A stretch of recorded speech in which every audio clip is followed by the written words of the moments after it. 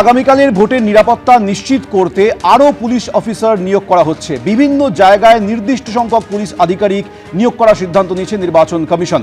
প্রথম দফায় নির্বাচনের দায়িত্বে থাকা ২৬ জন পুলিশ অফিসারকে নিয়োগ করা হচ্ছে। দ্বিতীয় দফায় ব্যারাকপুরে নিয়ে আসা হয়েছে অতিরিক্ত ৪ জন পুলিশ অফিসারকে।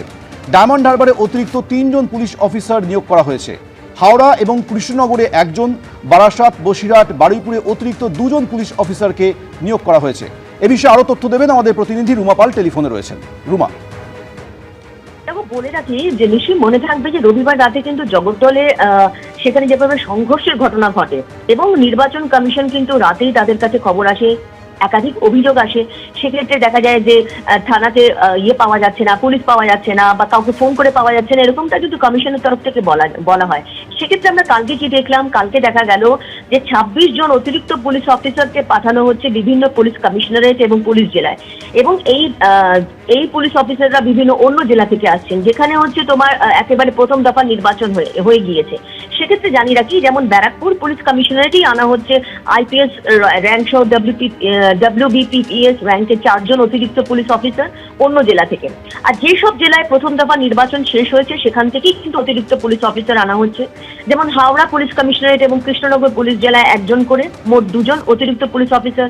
বারাসাত, বসিরহাট, বারুইপুর ২ জন করে, মোট ৬ জন অতিরিক্ত পুলিশ অফিসার। পূর্ব বর্ধমানে ২ জন, চন্দননগর পুলিশ কমিশনারেটে, Howrah rural, Hooghly rural, Ranaghat police জেলায় ২ জন করে, মোট ৬ জন। ডায়মন্ড হারবারের ২ জন আইপিএস সহ ১ জন WBPS।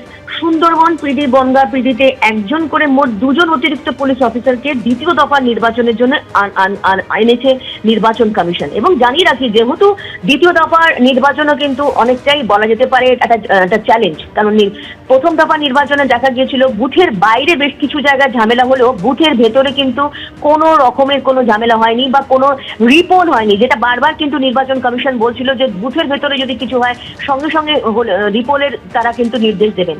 সেক্ষেত্রে দ্বিতীয় দফার নির্বাচনও কিন্তু খুব চ্যালেঞ্জ, কারণ একদম নির্বাচনের আগেই দেখা যাচ্ছে বেশ কিছু জায়গা থেকে একাধিক সংঘর্ষের ঘটনা বা একাধিক হিংসার ঘটনা সামনে আসছে।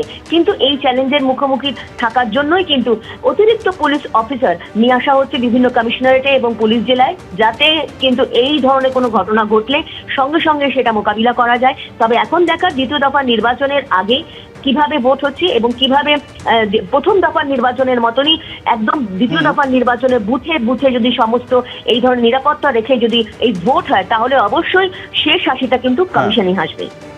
ধন্যবাদ।